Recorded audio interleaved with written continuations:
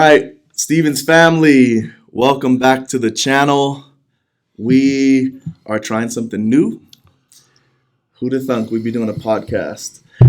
So today, I felt the need, as we are a family channel, to get one of my family members here on the podcast, on the channel. And the whole purpose of this is just get to know Bo. Now you get to know our family members. This is my uncle Bo Finau, and this is going to be very unlike scripted. We're just gonna just chat and talk and give all the future, generations, kids, everybody a chance to know Uncle Bo from his own words. Hear his life experiences and everything like that. So, like I said, very off the cuff, nothing scripted here. So, just wanted to ask some questions, get to, learning more about him. So, Uncle, thanks for being here. Absolutely. I just want to thank Davita Stevens for being innovative and taking the time to put this channel together to solidify, not actually solidify, but actually construct some some sort of journal from a family perspective and put it on out there on the web for future generations. So I appreciate you and thank you for the opportunity. Yeah, thanks. All right, so like I said, just real basic. Just want everybody to know you. So if you see me, I want you to see like little Nati, your kid, grandkid, anybody who wants to get on here, just like you did with Grandma. So you know how you put together that little video of YouTube recording at Grandma. Did you do one of Grandpa too? Yeah, I've had a few of them. I actually have other videos that I haven't uploaded. So, but I do have. I want to say maybe 3 or 4 videos of Grandpa. Mm. Yeah. Yeah, I'd never seen those. Those would be good to get too, because one of the things we realized so quickly just within the past, 10 years since it's been within 10 years, right? That Grandpa passed away. Just how quickly you realize, like, man, you don't see them, you don't hear their voice, you can't ask any questions that you thought that you might want to ask.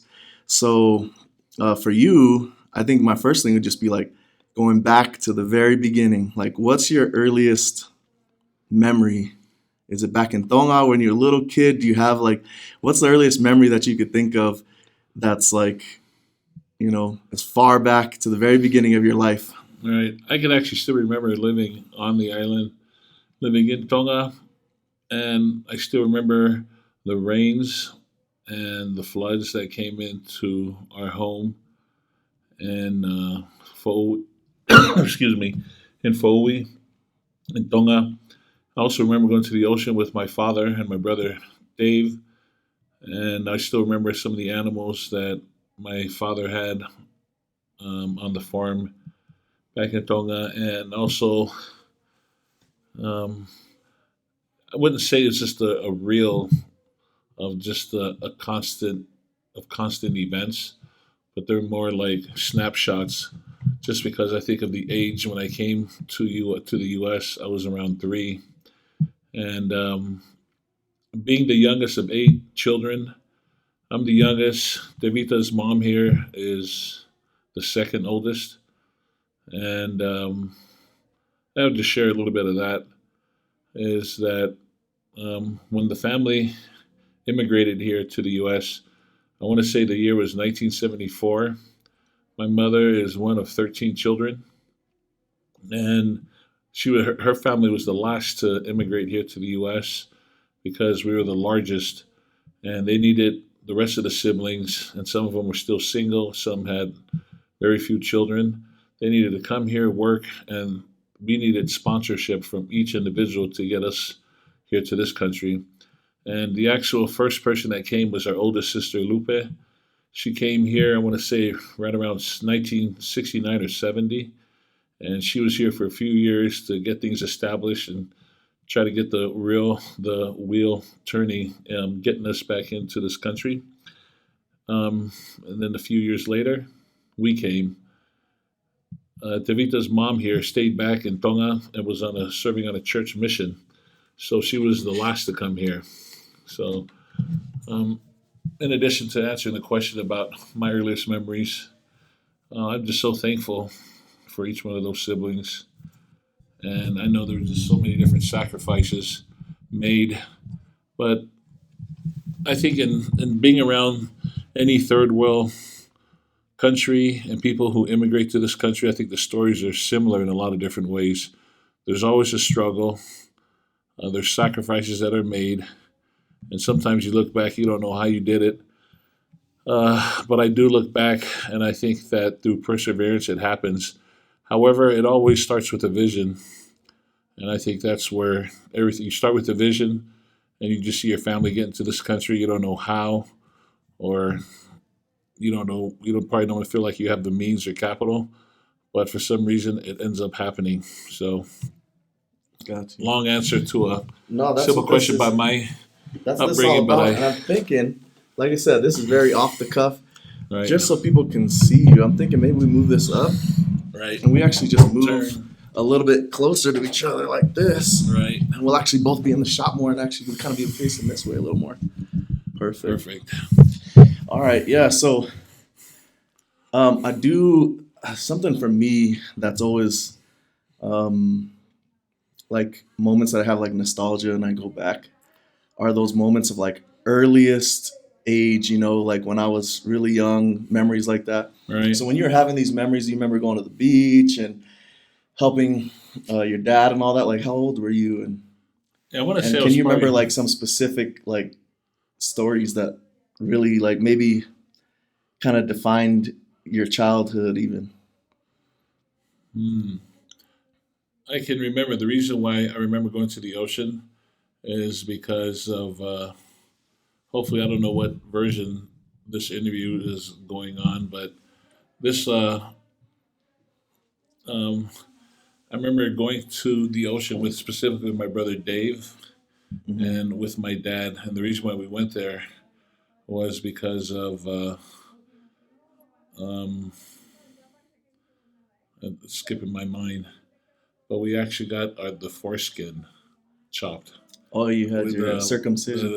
yeah, so we got circumcised. But I think I remember that because I just remember the white cloth being around that area of my body, and specifically going out to the ocean for healing, Oh, for the wow. salt water.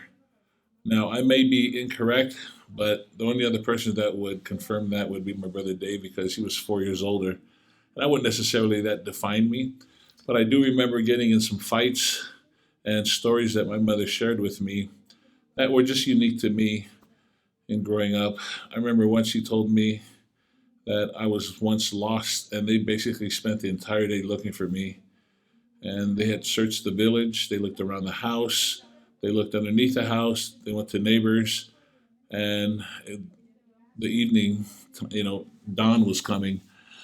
And as the evening was coming to a close, they just could not figure it out.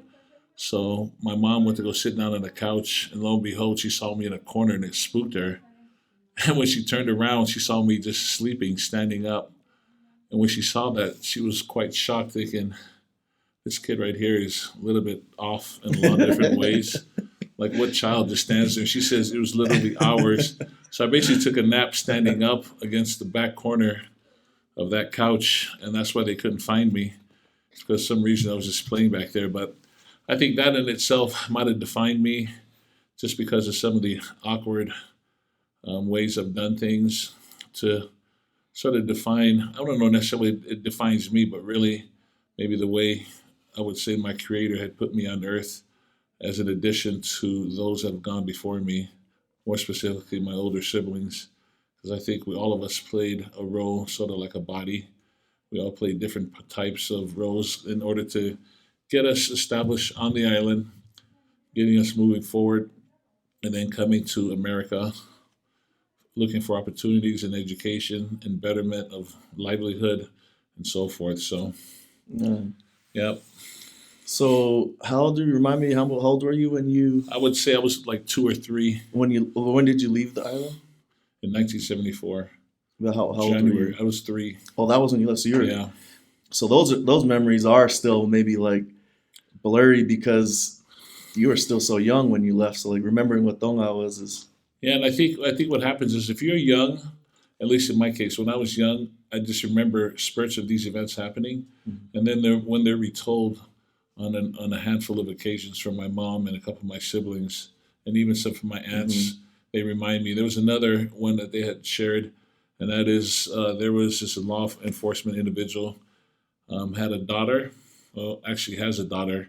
A few of his kids would come around, and they were super rambunctious and rude and loud. My mom tells me I have a cousin. His name is Steve Malo, and Steve would come over, and the kids would come and harass him.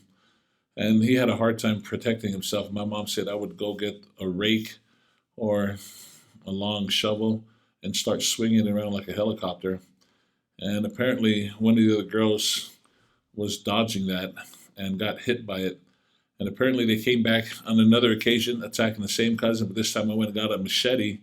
And luckily, I hit her with the back of the machete because apparently it cut her forehead. My mom said, "Yeah, you were one that would protect the family and look out for those who you felt was a little bit less fortunate." So Mm-hmm. I would say those define me. Those are just memories. And I think a lot of kids at a young age do things unintentional, maybe just to protect, not knowing the consequences. So Yeah, I watch hear out. you. All right, man. Yeah, I'm trying to think like, because I remember my youngest memories were just a lot of emotion. Maybe it was something I was doing that was really fun or really scary, Right. or you know what I mean, like those kind of things that like I remember riding my bike for the first time. But sometimes it's hard to even pinpoint how old you were when those memories happen, especially looking back now. I'm like, I couldn't know. I couldn't tell you if I was 3 or I was 7. Just because it Right. seems like so long ago. Um, that, like I said, it just kind of comes around based on the emotions at the time. And I think it's so different. It's so different if you go back in time before um, phones. I mean, ready to just be able to take videos right off the bat. Like in this Hmm. day and age, you see people taking pictures all the time in videos. And the kids I have 8 kids ranging from the age of 25 down to 7-year-old twins. And their life is a lot different as far as being able to record memories because there's a timeline when Hmm. you go into your Google Photos or whatever photo um, app you're using that can actually just automatically organizes the date and time of when you actually took those videos, so you can actually see a progressive growth of your children. And they're not. There's nothing that they're involved with. It's just something you want to do as a parent. But I believe there has to be a conscious effort to even record those memories. So I Do think you there's a have any difference. baby pictures? Yeah, I just there's only one that I know of. Yes. So Someone keeps calling, trying to get our food. yeah, I'll just share a quick story. I think D here and putting together this interview. I do have to say D has been an inspiration to me in my life in so many different ways. Um, one is uh, I received, I earned and received a basketball scholarship to go play at San Jose State. Hmm. And Devita's mom and dad took me to school as a freshman, and he was on that trip, and he was 1 years old. And I'll never forget that because I remember standing outside of Royce Hall, which is one of 7 dormitories that was on campus at San Jose State. We stood in front, and the picture was with Ron, Kaki, my sister, Devita here, and myself. And as an 18-year-old, I'm just at that time ignorant, naive to just so many different things, and maybe even super, not maybe, but actually unappreciative of events and sacrifices that people are making, just to realize that my sister and her husband made this trip with a young baby. But looking at back at D and just this bright light bulb in life and just the progression he's made throughout his time. I think in a lot of different ways, I've never forgotten that, or at least tried not to. And the way I tried to show how much I've appreciated the things Devita's mom has done for me, which is sometimes cultural and, definitely cultural in our family, was to always watch out for my sister's kids when I had an opportunity to show love, provide things that might have helped them throughout their careers as they progressed. So D was on me on that first trip, And from there on, D just escalated and did so many great things that, you know, bringing families to games, being able to watch him progress through his high school, college, and also his professional career. And even afterwards, having a family now has been a joy. I mean, I hate to put it all in a one big summary like we're just about done, but D here, I mean, there's a lot of different categories within each one of those different areas that I just mentioned that has made my relationship with Devita, very special. We've had long conversations about a lot of different events over the years, and I'm actually a lot closer with some of my nephews than others. But when I look at it, just like any relationship, it really does take a conscious effort. It takes energy to reach out to people, but also takes energy for that person to reach back. But over time, there's an understanding, there's a love and a trust there. Then also there's a great appreciation. So appreciate you, D. Oh, thank you.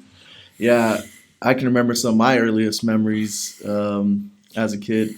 Like I said, those being emotional, like highs or lows or whatever. And I remember, um, I can't remember how old I was, but I still remember that first reunion that we had in Santa Ana Oh with, yeah. I think it was at Uncle Kinga's chapel, Hmm. and that was when I did my little Michael Jackson dance. I think I might have been only be like 3 years old or something like that. But we had a good time. We have that video. We might end up actually putting that up on the YouTube channel of that first reunion for Grandma Nati and Sean Tonga's kids and their kids. But I still remember after, a lot of times as a kid you don't get to go anywhere away from your mom or dad. Like nope. Right. Afterwards you sit in the car with me. We're going here, whatever. And I remember I was always wanting to go hang with Uncle Bo.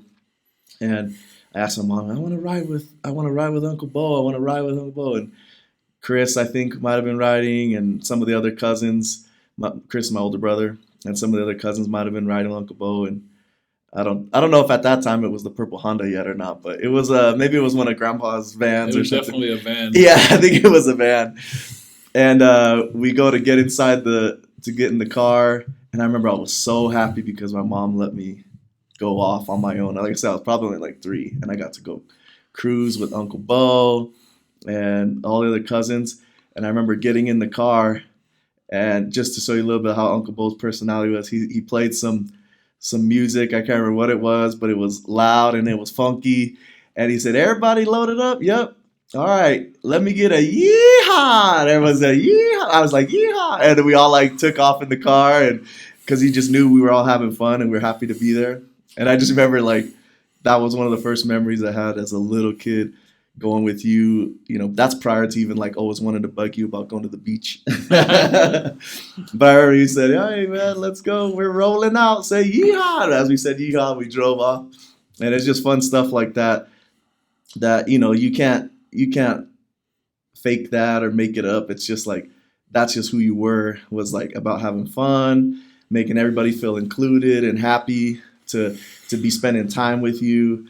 And even if it was something as funny as, everyone together saying yeehaw as we took off in a car, like, those are the things as a little kid that you like are drawn to, like, your uncle, like your friend, your family that want to have fun and stuff. So it's Right. just something I remember from that. I don't know if you remember that at all, but Yeah, it stood out to there was a me. but because Devita he's the third oldest of his siblings, and I Mhm. definitely have taken his older brother Chris and the next brother Jared on many trips, even older cousins that Devita has, Sefa, Siwa, Noke, Mishi was sometimes around, but there was just a handful of a few older relatives that Devita had at that time.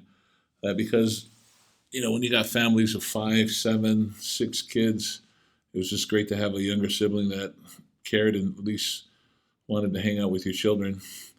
And I think as we talk about memories, I think it's important because those memories help customize or at least allow us to share our stories, so that way in the future generations are able to look and say, "Oh wow, I never knew that about that individual." But what I'm thinking, since we're doing this podcast, is if we were to just break up different categories of our life, like if we think about physical aspirations and things we've accomplished, maybe academically, maybe through the world of sports. We can touch base on a couple of those things. Hmm. The other area would be why family was important to us, maybe to both of us, right? And what aspects, because there's just a lot of different thoughts on that as far as our view on what family is and what role it plays since we both have families.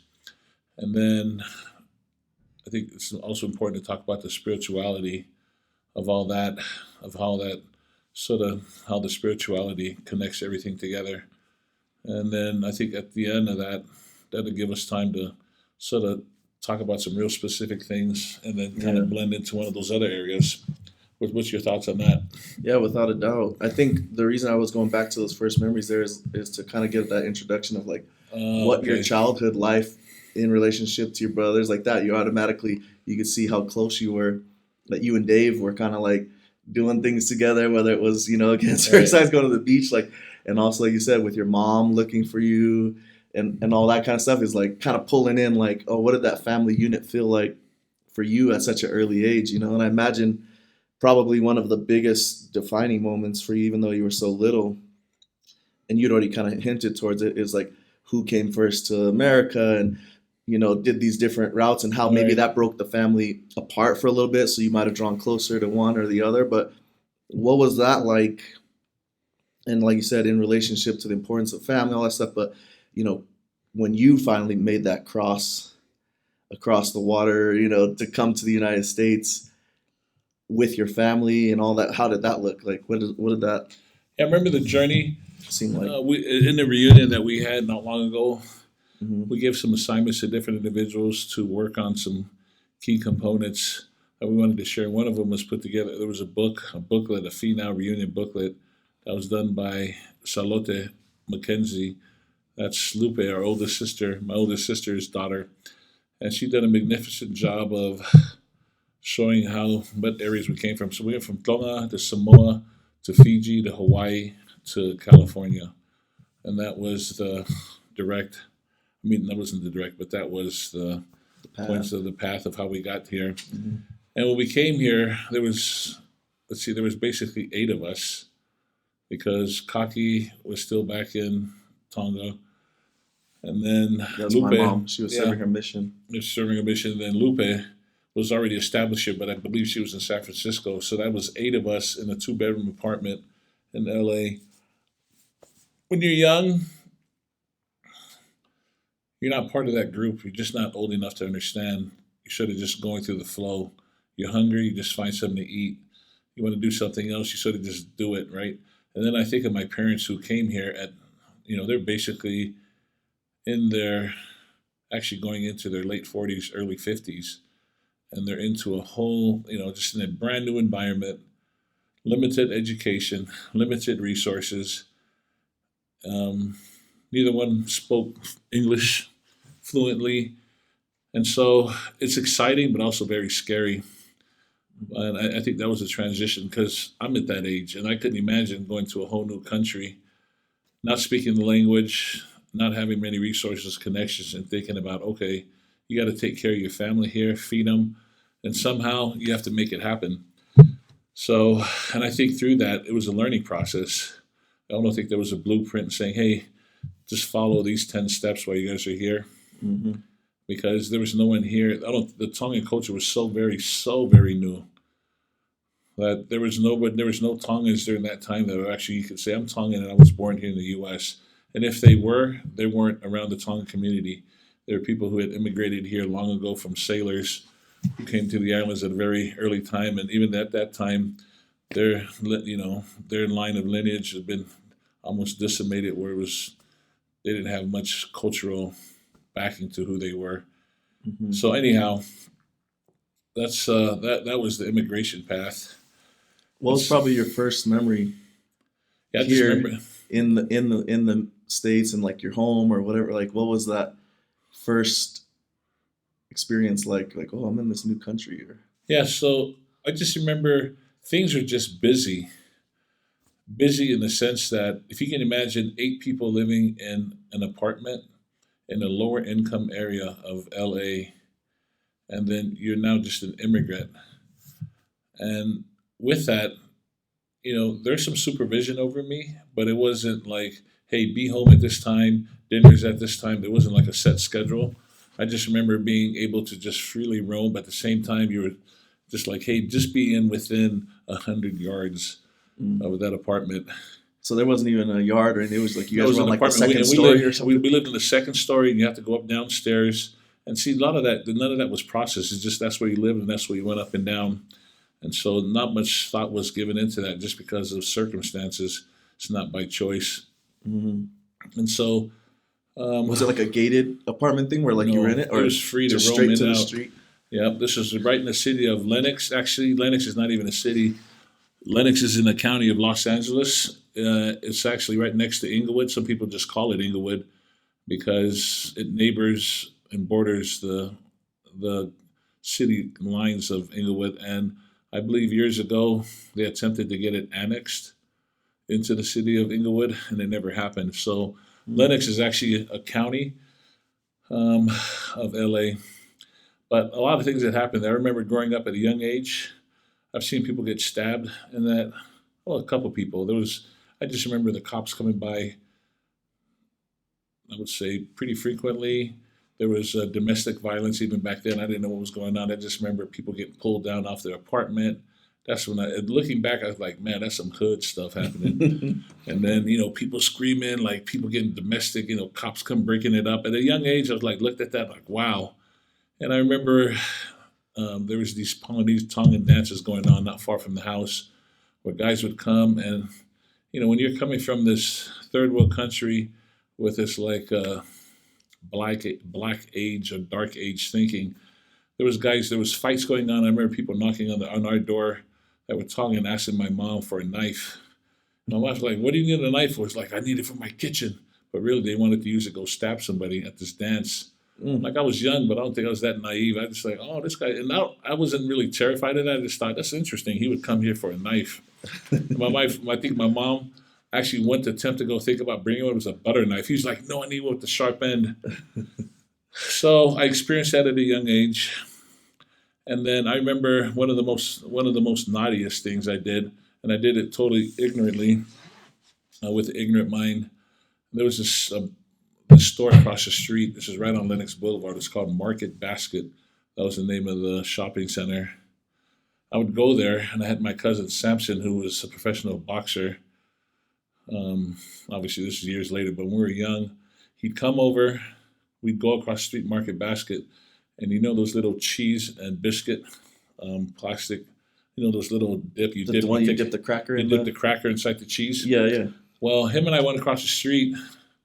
We would walk into the store. Him and I would both get one. We'd walk outside. We'd just sit outside and eat it. And then after we were done with one, we would just go back inside and grab another one. Then on our third one, we went in and we came back out. The store manager came out and said, "Hey," he says, "you guys have to pay for this," but it really didn't register because I didn't realize, like, what is payment? No, all that was absolutely foreign to me. Well, the guy knew my parents because my parents, that's where they went to go shop. He, I don't know how he investigated, but he found out where we lived. My mom and a couple of my sisters came over. I just remember getting whacked. We both got smacked because whatever they were chirping about obviously was like, hey, you guys can't be doing this. But obviously, if you're not taught, right, at that age, I wasn't able to register. Maybe I was too special ed, but it just did not register. But I look back at that and laugh because those are some of the experiences of growing up in that environment at a young You just age. felt like I could just take Not, it and eat it. I was asking what that like safety net looked like, where like who was, was it typically like you were with your older brother Dave all the time, or was there like that older sibling that was always the one that kind of like watched you all or watched right. took care of you as you So guys were out and about? maybe it's just clear. Out of the 8 siblings, the last 4 are all 4 years apart. So, I mean, if you think about commonalities, right, in siblings, typically if you have children that are maybe just within a few years apart, usually they can relate to, hey, I'm in the first grade, you're in the second. There's a closer tendency to talk about things that are relatable. The Mm-hmm. other thing is, all my siblings had already had some schooling back in Tonga. Like Dave came here, he was already in the 4th grade. I wasn't even in school yet. Mm. So, and myself having no formal education in Tonga, I think for myself, my opinion is that, I think that made a huge difference. But when you're talking about a safety net, I believe that the majority of my older siblings sort of just watched over me, um, maybe by choice, but I think more by, hey, they're helping out my mom. And I think the reason why that is, and I'm not going to go to it in full detail, but my mom and dad had already served 2 full-time missions for our church, the Church of Jesus Christ Latter-day Saints. And by doing so, the 3 older children were already born. For the first 2 were there was Kaki and your mom. So they were able to see, Lupe and Kaki were both around. And then they went to one island, Ewa. Anna was born while they went on their mission. And then Kinga came along. But like the 2 that were there from the get-go when they first got called and went out was Lupe and your mom. And then Anna came along, and then Kinga. And I think what happened was when you had those first 4 there, from a very young age, I think my mom had taught them just so many different life lessons. Like really didn't ask them like, hey, they're too young. Like they just bypassed all those things you would typically assess in this day and age about, well, gosh, are they too young to do this? They really just put them to work at a very young age. And so that created a lot of habits that I think stage a lot of the way they sort of parent and how they do things. So when I came into the picture at a very young age, taking into consideration, they were thinking, okay, this is probably the last child. They were just going to help tend for me. So to answer your question about, what was that security net like? I would say I still remember. So Lupe played a role. I can remember her in my life at a young age after she came down from San Francisco. Kaki playing a role in my life. Anna playing a role in my life. And when I say a role, let me just demonstrate. So like Anna, I remember going to school, she would teach me how to write my name, right? Kaki would take me out on different walks and sort of just enjoy it, like, hey, we need to get out of this gated community, this community here, right? She would like, okay, sometimes that happens in metropolitan cities where people are sort of just stuck there just because they think their economics doesn't allow them to travel outside. But Kaki was one of the people in our family that said, well, everybody can be in this little forest area, but I believe we can take out and expand. So she played that role for me in life, that there's more to life just outside of that zip code. So there was quite a few. And then obviously with Dave, him being the closest to me in age, we obviously did a lot just because he was next to me. Mm-hmm. And I know King and Klepi did a lot as far as helping my dad because they had to go out and work with him. They did gardening work. So they're gone a lot of the time? Yeah, they were gone quite a bit, especially Kinga. Because right then, everybody's working minimum wage jobs. We have bills to pay. But I think also a very unique feature to the whole story, which I think some of my older siblings may be able to elaborate on. But I know after just being in an apartment for a couple of years, it was my mom and dad's goal to be in a house. Like they just knew we just needed better, just a place that was better suited for our size family. And so within 2 years, we were able to move out and move into the house that they actually still have today. The amazing thing is that house that they moved into in Inglewood, which was right across the street from Lenox High School back then, which is now Lenox Intermediate School, is that actually they got into it, and the mortgage payments they had were roughly like $200, right? Roughly in that range. Even to this, I just remember when they paid it off, those payments never went up, which told me they never refinanced. So they were really strict. My mom had everybody on an agenda on how everybody needed to help make payments for that house. And so years later, they got into a position where they were able to own that house. They still own the house to this day. And I just think that was incredible, coming from really just your thoughts, vision, and hopes and hard work. How they got into this apartment, and really we needed the assistance, because at that apartment, I actually want to allow the story to be heard more in a fuller picture, because there may be people who may listen to this in the future and think, oh, they just moved to the apartment. But the people who were living in that apartment was my auntie Anna, and Anna is older than my mom. She was already living there. There was another sibling that my mom had. Her name was Vila, and her husband Teo. They were living in that apartment, and one of the other apartments down at the bottom. Oh, in So the these complex, but in the not in the complex, same right? apartment. So it's important to know that these individuals were already there, because they came to the U.S. One of them, each one of those siblings and individuals had to sponsor us individually. So can't leave those people out of the picture and how all that evolved. So, and it was Auntie Vila had a car, and Klepi and some of the other siblings were able to utilize that and leverage that to go out and get things done, go out to work, and however they associated, just because they were just old enough to be able to do so. Mm. So it was trying times, but I really can't say that that's any different than anybody who comes to this country or anybody who makes any sort of progression in life. And it's sort of really difficult for me to like put this story all on me, just because when I look at humanity as a whole, and if you study anybody's success story of how one person went from one country to another, it doesn't really matter. I mean, you hear all the struggles, and it's kind of cool to navigate through. Like, wow, they had to go through this route. But for me, it's just sometimes challenging to think that our story is that much more unique than the next person, just for the fact of it's a struggle for somebody who comes into that fits that parameter. New country, you don't know the language, you don't have economic background, you don't have the financials really to just steamroll ahead. You're limited on your education, and then you're left there to think, go make it happen. At the Mhm. same time, still protect your children, teach them morals, and teach them life lessons to sort of say, hey, there's a way for us to make it.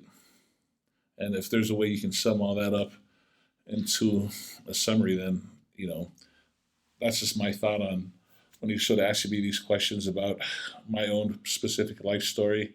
I think there's different things in my life that have occurred that have stood out.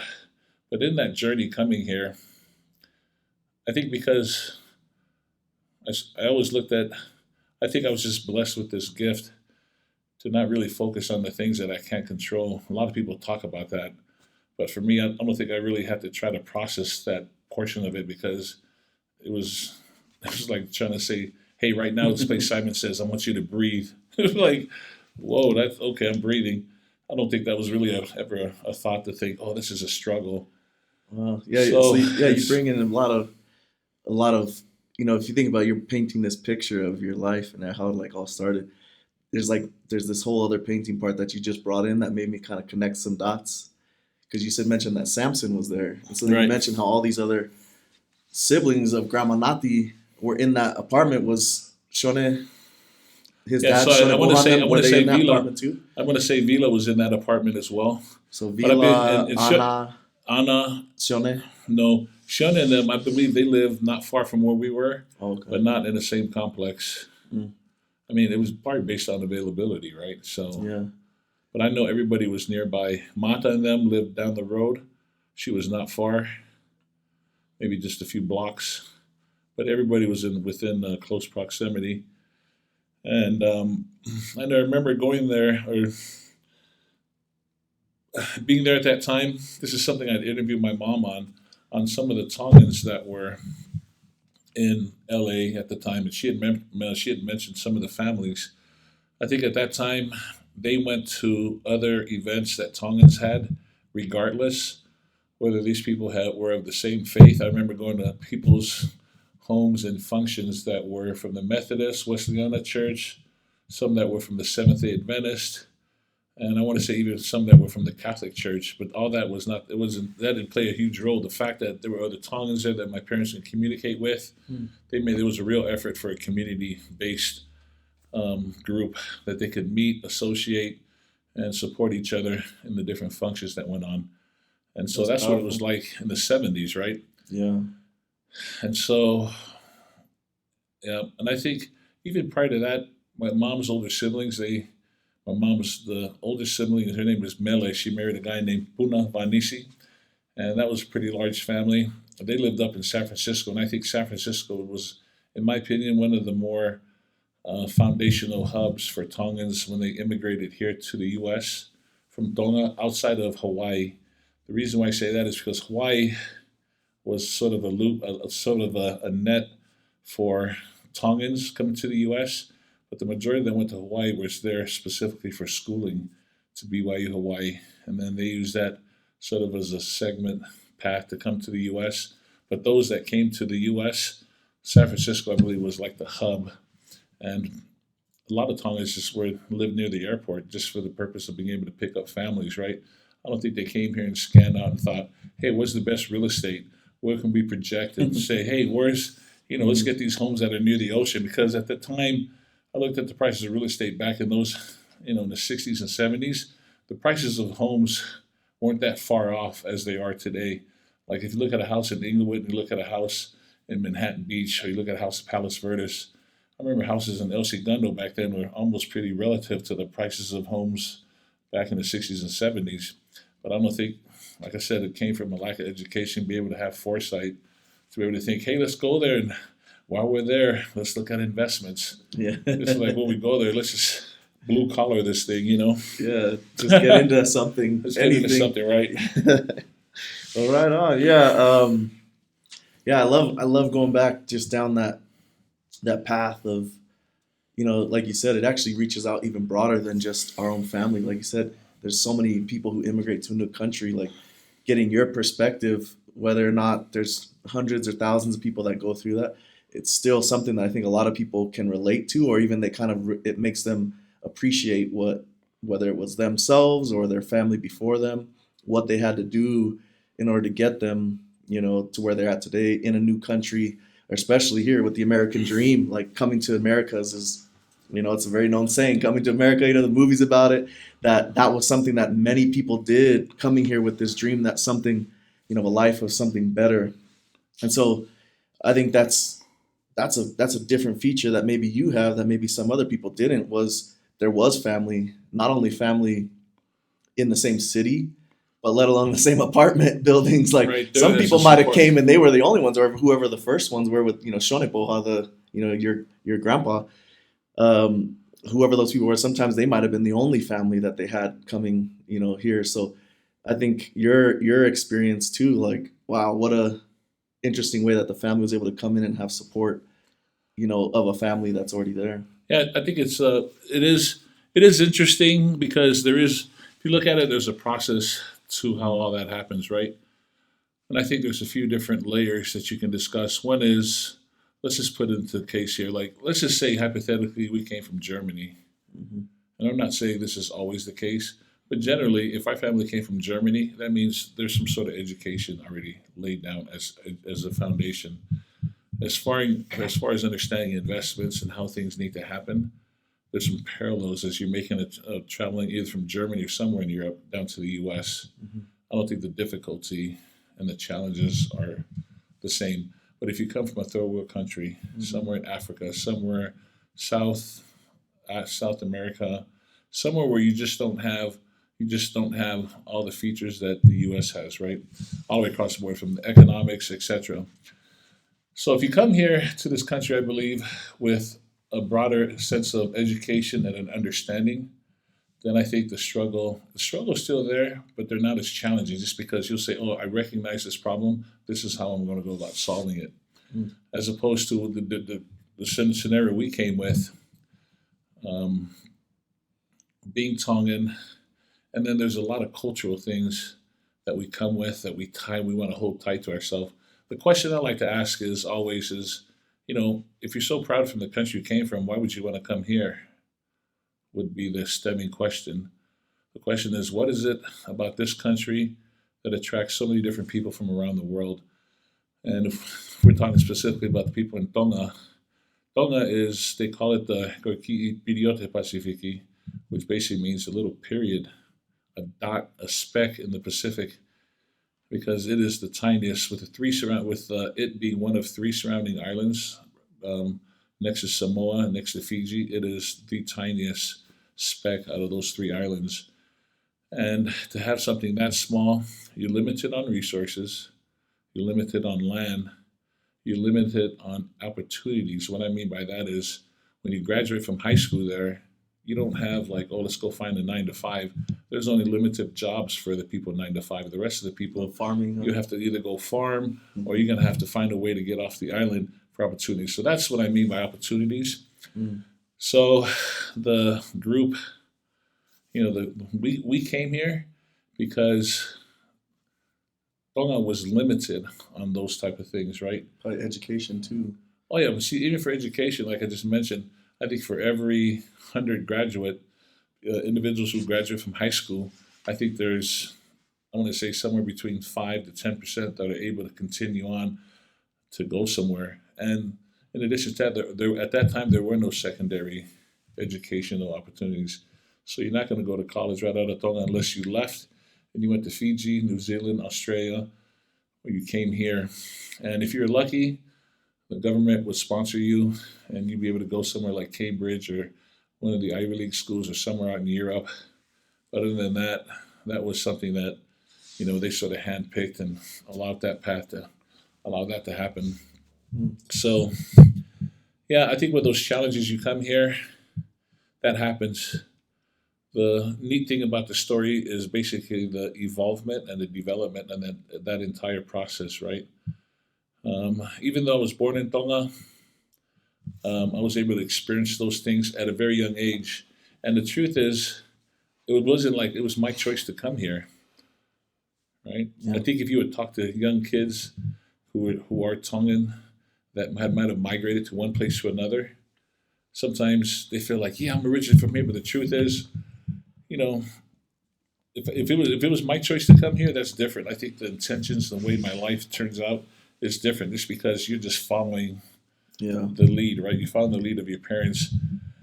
So, like myself, moving to Atlanta, coming back here, those were conscious efforts on my part Yeah. to make those things happen. But to immigrate from one country to another, all the props to all my aunts, uncles, my grandparents, specifically my grandfather who had the vision, and all my aunts and uncles who actually played a supporting role in that, and also to all my older siblings, because they had made a lot of sacrifices, a lot of them unknown to many of the nieces and nephews, from Lupe, Kaki, Ana, Kinga, Sinu, Kalepi.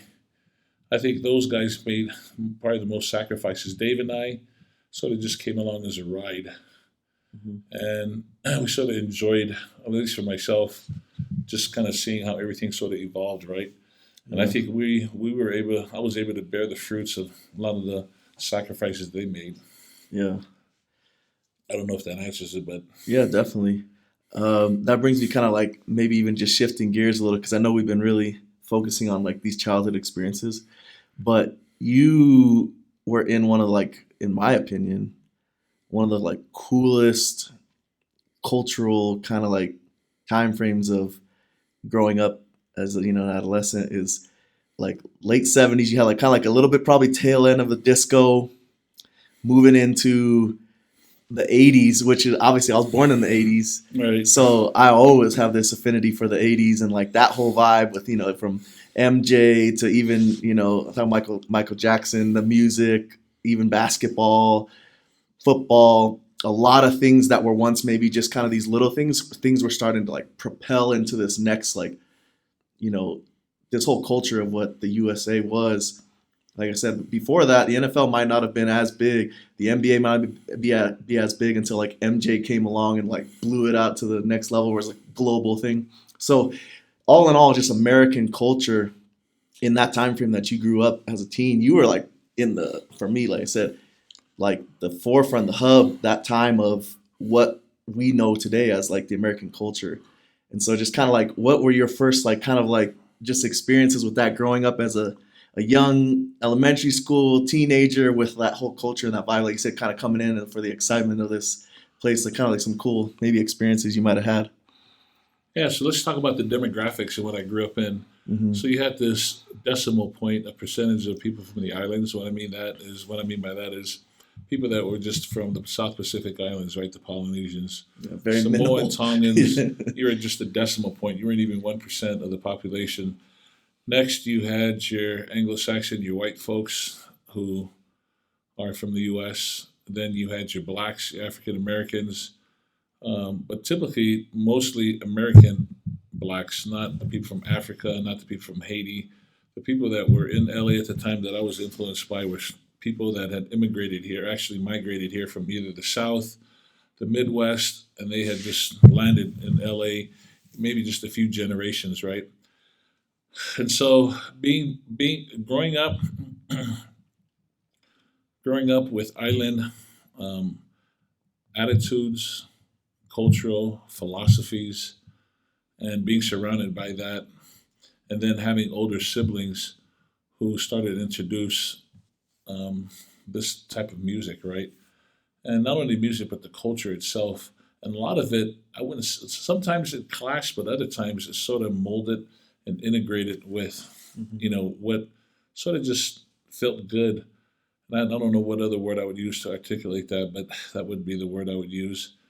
Is So I saw the funk era come into play. Disco was mixed into that, and then also you had hip hop that came into the picture, and then you always had your soft rock and roll bands that were sort of there that was stabilized, and also you had your country singers. The Plus some reason, mainstream pop too, like with Michael Jackson and those yeah, kind see, of like Michael Jackson was probably more Elvis known and them. into.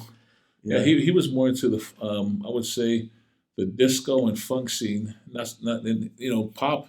Pop really came maybe pop was more a word that was used more when the '80s was around, Hmm. and the genres just expanded as obviously as the decades move forward. Yeah. The interesting thing is when you come from an island that has its own identity, like Tongan music at that time in the '70s and '80s and going backwards, there was a specific style. If you're in Tonga, listening to Tongan music, like there were specific instruments and you knew the tune. Hmm. Coming here and then hearing some of my older siblings. So, if we were to talk about that a bit, your mom, actually, all four of my sisters were all part of this dance show. They used to go to this place called Tiki over in Rosemead and a couple of those cities nearby. They would go in there and perform because they would earn money there Hmm. doing these hula girl dances, right? The coconut shells, the hula dances. They were just doing that whole array, and they would. I remember them doing that quite frequently. And a lot of nights, I was just home thinking, "Man, I really miss my mom and sisters around." Just yearning as a young child. But that's what they did. Also, Grandma Nati would go with them Go with the girls, and and they would. watch and make sure they would, She would yeah, be the one promote. doing the show and whatnot. And I Oh, know she worked with this other lady, last name Fifita, and I think there was some sort of association there. Her name was Oloka, and maybe not. Then I had Kalepi and Kinga, who both played uh, an array of different instruments. They played everything from your string vehicle instruments, bass, guitar, trumpet, trombone, sax. It was just an mm, array, and they were even in bands, right? So when you had these yeah. bands, and these bands that they played in were similar to like Casey and the Sunshine Band. And Casey and the Sunshine Band was a group with one white singer and a bunch of African, a lot of blacks in the background, and they had so much soul, and you wouldn't even know that the singer was black until you actually saw him live. But when you saw Kinga Klepi, the guys would probably think, "Oh, he's a light-skinned black dude." But these guys introduced a lot of different genres as I was listening to these guys growing up. And one of the interesting stories, even about my brother Kalepi, he was so gifted in the arena of music. He was playing the bass, and I remember remember two or three black guys that would come over, and he was actually teaching these guys how to play the bass. And I Mhm. remember being introduced to groups like Isley Brothers, Sly Family, and they would come in and he'd sit there and he'd go over them, tell them how to pull it, and I would listen to the song. He would have them listen to the song, and he'd be playing it on the bass. Right at that age, teaching the black guy, you would think that scenario should be reversed. Yeah. So He's the immigrant coming in and yeah, but he doesn't have had any connection to yeah, the he was music. just gifted to see things whether it was in sports or music, and listen to music. Thought, oh, here, give it to me. This is how you play it. And my mom told me, shared the story about him growing up, going around with my father. He would go around and see my father sitting around. There'd be guys playing different instruments, specifically the uke. And my brother said he looked at one guy playing it. And he says, "Can I see that?" And then he said, only within minutes, with no formal lesson, he picked it up and started playing it. And the guy just gave him a couple of tips. And yeah, but see, he was gifted. So back to the question about influences, when you sort of blend all that together, island music, funk, country, I was introduced to. I remember Kenny Rogers was a guy that we had a record of Mm-hmm. in the house, right? If you'd have told me, hey, is there a difference? I didn't know what the genre was. I just thought, hey, Yeah. that's this music, and I knew the music, and Elvis was part of that group. A lot of different funk bands were part of that group, and even as your dad came into the picture, your dad introduced me and actually took me to some of his friends into the Black African American culture. We used to go to some of his friends' house and watch Sugar Ray Leonard Mm. fight, and I remember he was probably annoyed by me because that was all new to me, being around his black friends stuff. But I was like, looking back, that was so appreciated. Even when he was actually good friends with a guy from this old AM radio station called K Day, and your dad had connections with guys who were DJs there, right? So in those days, guys would have 45s, 33 records, and it was the whole goal was trying to get a hold of those records and actually getting those records to be put on the tape that you can listen to. So it was. I really don't know exactly how to describe that entire era, but other than it was a fun time.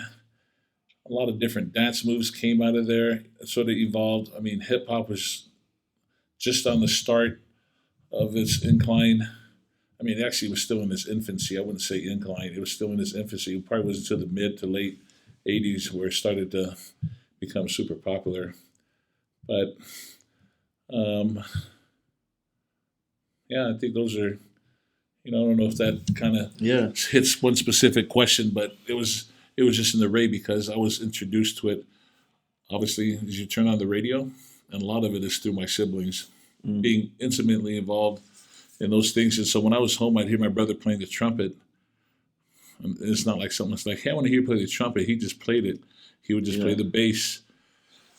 And then when I saw them perform a few times as a band, I would go there. I didn't really have an opinion, but I just went there and I felt like, wow, this is pretty cool. I'd go over to the high school. He'd be there with the band group, and he'd be doing a few solos.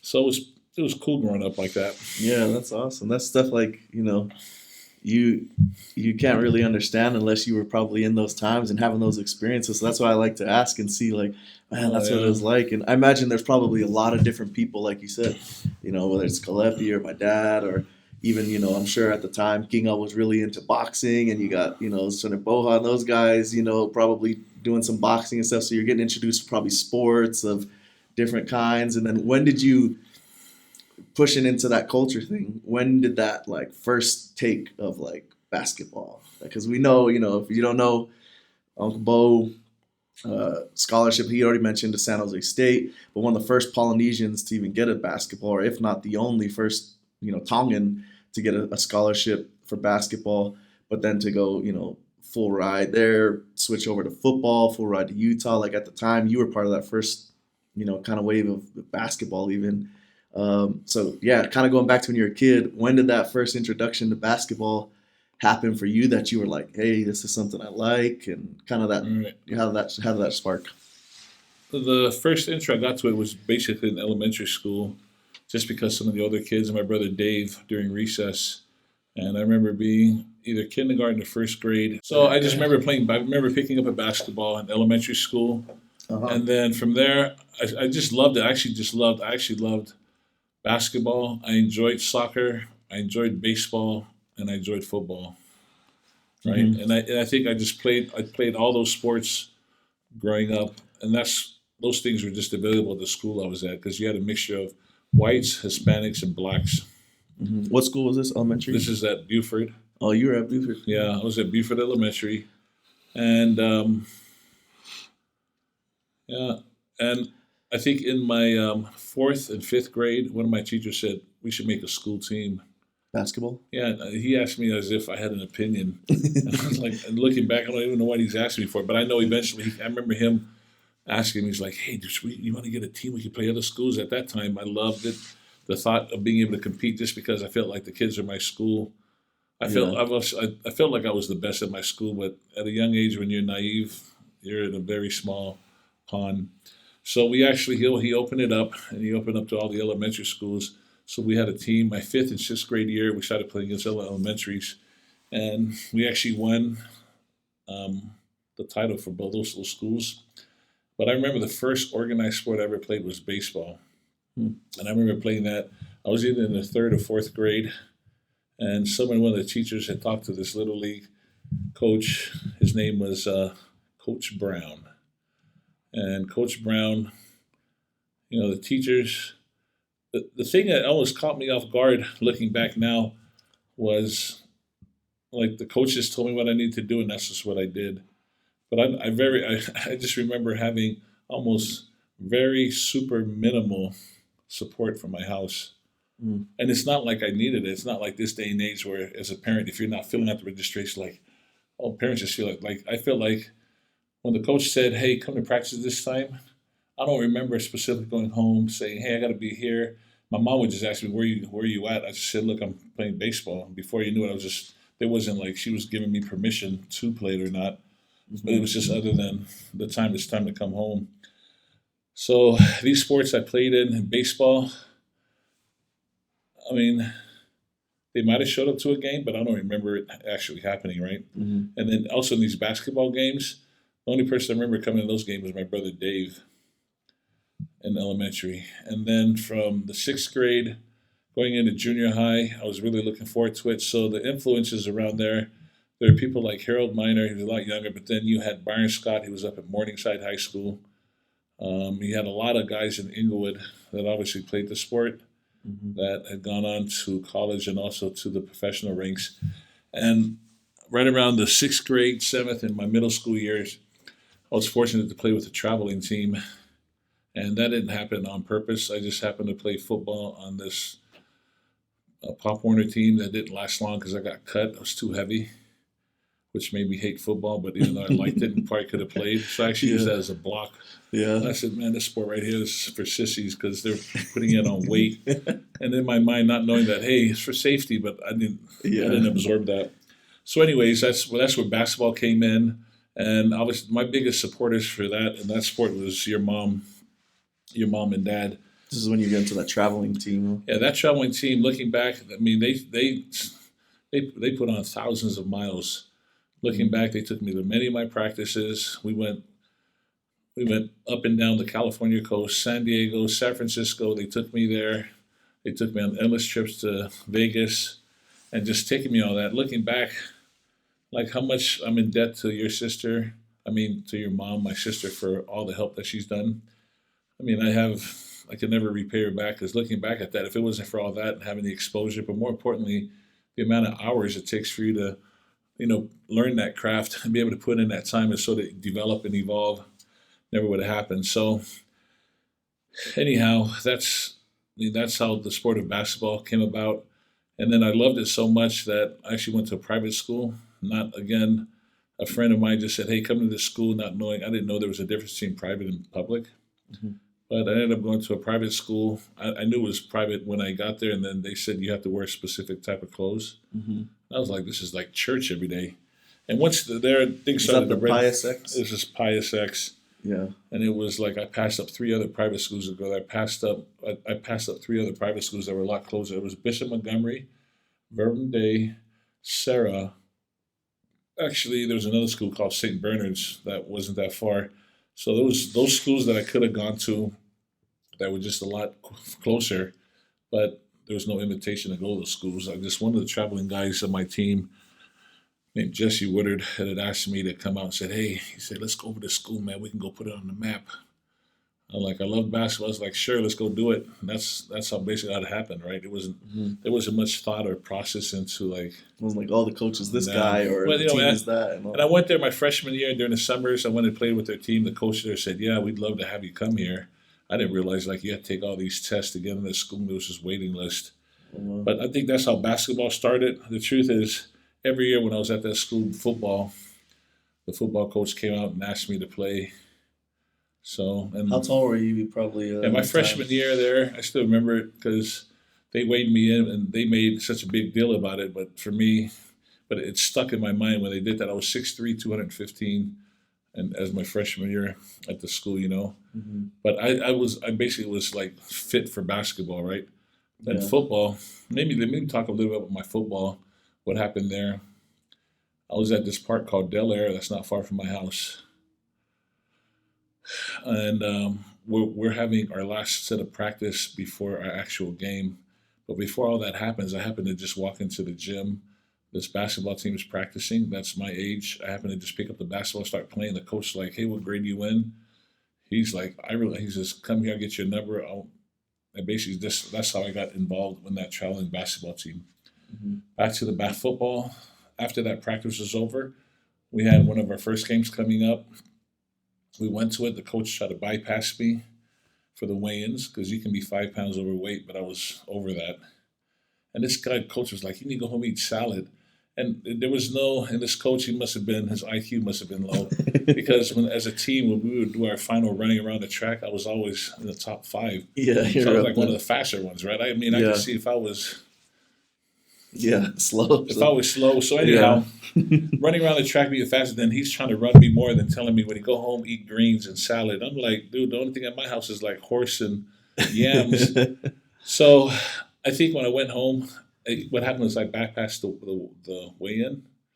When I went back to weigh-in, one of the referees said, "Hey, that guy right there didn't get weighed." When they brought me back, the coach tried to sneak me past. They weighed me in. They said, "Oh, this kid can't play." And that right there was super hurtful. And the reason why is because my brother Dave played, and I remember going to watch him play. And for me, that was exciting. And I think you can relate to this because as a young person, you actually saw your brother Chris playing, hmm, and for you, you thought that was like the best feeling in the world to see the crowd, being able to watch that dude just run up and down, yeah, tackle people, and nobody could catch him. You're like, this is what I want to do. Well, if you would take that same feeling, put it into what my experience, now saying, "Hey, you're now cut." What made it worse is I don't think my brother Dave and them ever know this, but when I went home, he says, "What are you doing here?" And apparently, my guy across the street, his name was John Padilla. He's the one who drove me home because his son was playing too, but a younger. He was like a year or two younger. My brother, him and Clipper were home, and I just remember them laughing at me. oh man. And when they laugh, I was like these are my guys I look up to. These are my Yeah, the reason why I want to play this sport. I want to be like him, right? yeah, But at the young age of naive, at that moment, it hurt so bad that yeah. I actually, as a young kid, naively again, I took that experience and I said, I actually hate this sport, Oh even though I yeah, really didn't, right? yeah. Even though I loved it, I really hated it. And I just kept that. I kept that there my freshman, sophomore, junior year. And a close friend of mine, his name is Lamont Hollingquist, had been begging me since my freshman year. He's like, last year, he's like, Finau. He says, "Man, I don't know how to tell you this." He says, "I need you there with me," because he was playing quarterback and safety. Mm. He ended up going to USC and played with Brett Favre and won a NFL ring. But he was my partner that got me over the edge, and I'm glad I played because the game was so easy. I Hmm. mean, it was time to run. I was looking at all these linemen. I was like, "Dang, y'all is slow," and I was probably like the second or third heaviest guy, right? Yeah. But it's because of my basketball conditioning. Anyhow, I think I played well enough to get recruited by a handful of Pac-10 and a few other schools, and For that's how football. the in football, and that's how I got ended up at Utah because Coach McBride at the time was at Arizona. He was there as a coach. Hmm. So when I decided, I was like, okay, football is great, but I don't even want to play it because I still sort of held on to that feeling. Hmm. After my mission, and when I came back, well, anyhow, getting kind of long-winded on that answer. But I Oh don't yeah. know. But so anyhow, after a couple of years at San Jose State, I knew my second year almost forced me to choose and reconsider everything just because I didn't feel like the season was going the way I wanted. Yeah. I was averaging like 2, 3 points, and every time I went to the coach, I asked him what was going on. He says, "No, we got plans for you. Just keep up the good work." And I was like, "No," it's like the writing on the walls. Yeah. Like this guy's not. He's Well, sounds let's like go. Yeah, let's go back then, real quick, just to the whole basketball scene because you kind of went the football route, right. but the basketball route, you played on that PSX team. Yeah, I played on that team. Freshman, did you start No, varsity? freshman I was on the JV team, Hmm.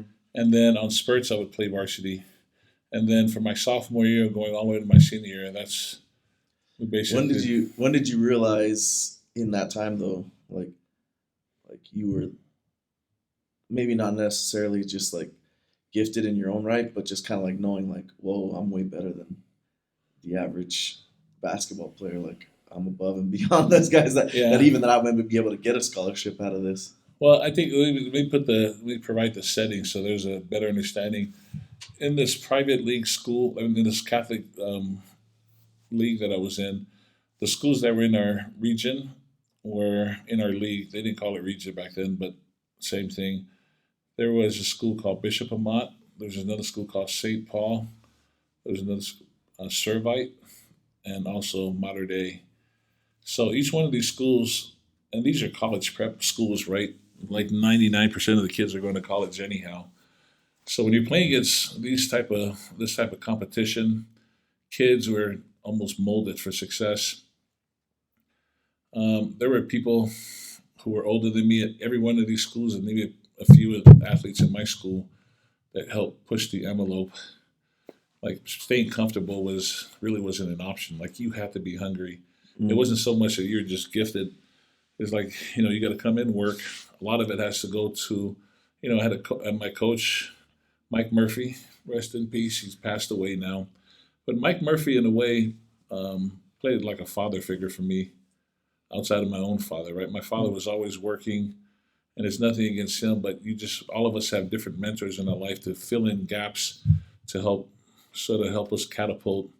And so Mike Murphy was one of those individuals that knew my background, been to my house, knew where I lived, knew my parents, and kind of understood my upbringing and whatnot. But he also was the one that helped me make things uncomfortable in a lot of different ways when it came to getting on the court and what it meant to separate, like I can't really do it, and changing that whole attitude and being able to get the job done, working on my weaknesses in the off season.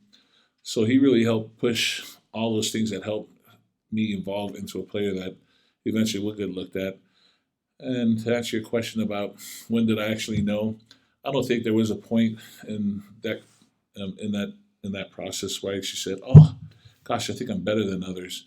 But I think it started to happen when I started receiving a lot of letters my junior year because of my sophomore performance. Right, I was getting letters. I mean, in recognition from other schools, UCLA, USC, all the Pac-10 schools, teams from the East Coast, Syracuse was recruiting. And once I saw that, my coach was like, "Hey, these schools are looking at you." UNLV, Tarkanian was there. That's when he felt like, "Oh, wow, there's some recognition." But my coach, some of those letters, he would take and rip them up. And for me, I didn't know what value they even had. He says, "These really don't mean anything." But he wouldn't rip them all up. After he says, "Look, I'm just going to show you that these aren't relevant. What you have to do is put yourself in a position by continuing to work hard, right?" And that happened because the distance from my house to the school was a 45 to an hour ride bus ride, and that the drive was long. Being there on Saturday mornings practicing, and it just required a lot of running. And he wasn't the person he didn't put up with a lot of nonsense. Like he couldn't come there with excuses. He gave a lot of life metaphors about General Patton, about just getting the job done. And so if there was somebody who sort of helped push that portion of it, it was him. Prior to him, my coach also from the travel team, he was actually, these guys are like fundamentalists who just taught the fundamentals of the game, right? And so they just continued to push footwork, conditioning, the mental aspect, and then my high school coach continued that because there was many times we didn't touch a basketball. We were just working on strengthening our legs for defense and doing the things that you just did not want to do. Like in basketball, everybody loves to shoot. Yeah, everyone's score all the points. But those were not the drills those were like probably once a week, and maybe on a specific drill you would do some shooting. Yeah. The majority of the time it was like get stops, and we go down. He says, "I already know you guys can shoot. You can jump. You can dunk. We'll let that take care of itself. We'll do the stuff nobody wants to do." Yeah. He says, "We're going to run, and the other team's going to run. And we're going to run, and they're going to run. And then when the other team's done running, we're going to keep running." So it was, that was the travel squad coach? No, this is in high school. This is your high school? Yeah. What's his name? Miller? Mike Murphy. Murphy, that's, yeah. Yeah, and so we had guys above me that went D1. A guy named Anthony Jenkins went to University of Washington. Basically, we had a kid go to UCLA. We had a guy. We just had guys who went to TCU. There was just guys going places that were above me. So seeing how that was the trajectory of how that was going, Your roadmap and all. and then all of the schools we played against. I mean, I want to say maybe a half dozen guys of the other schools just in that league all went to the NBA, right? So the competition caused you to think like, you're going to be going up against next year. Right? Any names we recognize that you No, played there was against? a guy named Brian Williams. He played with Michael Jordan on the Bulls. I'm trying to think who else you guys might remember. I think there's a guy named Jason Matthews. He went to Pittsburgh. Another guy named David Whitmore went to Georgia Tech. And like these guys went up to the league, went played in different areas. Other than that, there was guys that I just knew I was growing up with that went to like city schools like Crenshaw, Fairfax, Sean Higgins, and there's just endless names because the names that we're trying to refer to are the ones that were super highlights. And unless you actually knew the game, I mean, I love football, but there's guys people bring up names in football, and unless you're Tony Dorsett, and these other guys I'm not too familiar with a heap load of names. So Yeah. so that's basketball in a sense. And there were just things I think you as an athlete for yourself. I think the biggest improvements ever made in a game is when you're off doing things on your own. Yeah. For me to jump higher, get better stamina, and those are I guess we hear that cliche, champions are made when no one's looking, right? Yeah. Anyhow, How old would you say you were when you first could dunk? Yeah, I remember I was transitioning from the 7th to 8th grade, and I would only attribute that to this individual that I saw. Well, I went with my brother Kinga, Dave, and Kalepi. They went to a rugby practice where Kinga and Kalepi were, and we went to Hawthorne High School. I remember walking up, and there was this individual doing gassers, and he had this belt pulling tires, and he had like 2 or 3, and he would go up and down, take a break. When I went up to him, I was inquisitive. I asked him what it did. He told me it strengthens you, helps you jump, makes you faster. He says, well, why don't you do a set with me? And I think it was good because I was able to give him a good break. So he would do a gasser and I would do one. And I think we ended up doing a handful. I don't remember how many, but we did a bunch. And then he told me, he says, are those your siblings coming? He says, yeah. He says, go ask one of them to race you. So obviously I asked King at the time. And King is looking at me like, he's like, are you kidding? So I said, King, race me. He's like, he's coming from rugby, and the mentality is like, it's almost disrespectful that my younger brother would ask me to race him. But we started running, and I just remember him not being able to catch me. This is right after you just ran gas. And I just know, but I was running and pulling. With the chain. Yeah, after running gas like with the tire. Like the results were immediate. Oh, shoot. So I ran, he couldn't catch me, and as soon as he came closer, I just remember I had another gear, right? Oh, snap. So that was your first time feeling that. That was the first time, and I felt like, because that time I really wanted to improve my jumping, right? Yeah. Did the jump roping, squats up and down, but nothing was that effective. The very next day, I remember clearly, he coming to me. He actually got me, and I said, hey, let's go outside. I'm going to take you. Let's go to the store. I want you to get whatever you want, drink, candy, chips. He says, but I want you to race me again. Because I think he thought it was a fluke, right? And I thought, I didn't really process it to think, well, gosh, I hope my legs still feeling fresh. I just got out and I just felt confident, like my legs still felt good. When we started running, I remember he could catch me, and I was shocked myself, thinking like, dang, this guy's behind me. Like, within yards, not like kind of like close. And he was shocked. Well, in my mind, I thought, gosh, if an exercise like that can do that much, can improve my speed and stamina that quick, I figured I should go do that. So I should continue that, right? So what happened was I went to a near gas station down the road, got some old tires, found some belts because we had some lifting equipment in the house, and just put one together and put it into a wagon. And during that process, your mom played a role in being able to push me, saying, hey, you need to continue that. You know what I mean? She was there to say, hey, push that forward, keep doing that. And I remember doing that a handful of times over like maybe a couple months. And then I just remember going to some chapel.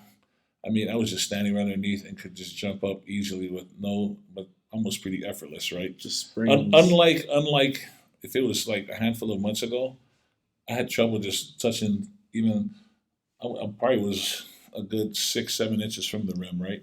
Mm. So to being able to increase that fast is, to answer your question, that's how it happened. Yeah. And Make me wish that I would have dragged more tires. well, you didn't have to jump. You didn't have to have a high vertical at that But time. even just the speed, like yeah, the speed that in That's- itself helped increase. that's And interesting. I would just say there was actually two things that helped with my jumping and being able to spring up and down quickly. One was the tires. The other one was a hill that we used to run. And I think you've been there. It The was military base one. the military base. They call it Bill Hill over in Is it Manhattan Beach? actually, yeah, it's Manhattan or Redondo Beach. And Yeah. this hill was probably 70 yards going up on a maybe 35, 40-degree slant. And for every 2-3 steps you take, it would actually just slide you back down. So it actually burned.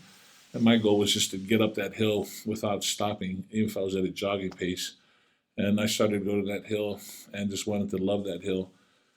And as I ran that hill, that was another one that made my legs just feel super light. It's amazing because there's so many. I think it was like Westbrook or some of the other guys, like Yeah, Westbrook, Kevin Durant. have run that. They talked about how Westbrook, when he was growing up, he would train over there. It's just crazy. I remember you were telling me the first time you took us there, different Raiders football players and things like they would go there and run it. Loyola Marymount, which had the highest, they actually had the highest points per game in the nation and led it.